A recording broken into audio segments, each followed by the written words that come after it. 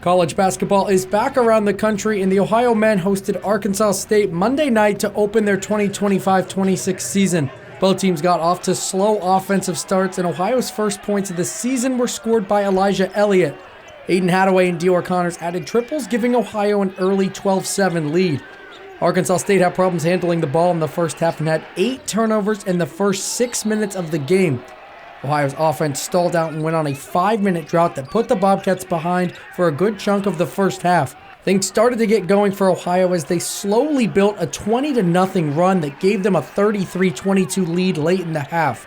The Red Wolves cut the deficit to just 4 before Jackson Pawelecki knocked in a buzzer beater to send Ohio into the break up 37-31. While things couldn't have ended much better for Ohio in the first half, it didn't carry over into the second. Jackson Ellingsworth and Joey Shama began to get things going for the Red Wolves offense in the second half. The two ended up with 29 points in the second and 35 in the game. Aiden Hadaway provided the majority of Ohio's second half offense.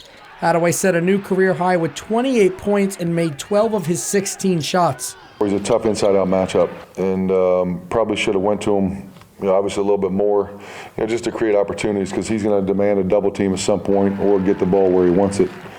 And I thought he carried us in that stretch in the second half where he made a lot of shots at the rim. Each time Ohio appeared to be gaining momentum in the second, Arkansas State had an answer. The two teams came down the stretch going back and forth, and the Red Wolves had the extra punch.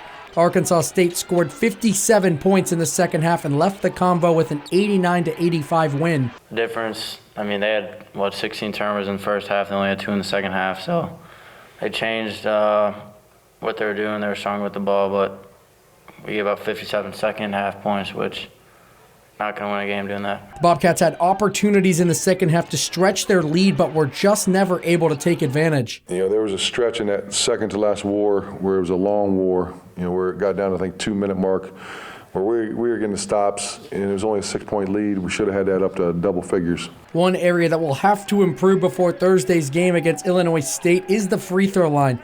Ohio went just 15 for 22 compared to Arkansas State's 25 for 28. Talk about Illinois State. I think they played 2 exhibition games. They didn't play tonight, so this will be their first regular season game. And, it's basketball. You have to have a short-term memory in the sense of, you got to move on. Reporting for Bobcat Showcase, Andrew Bowlby in Athens.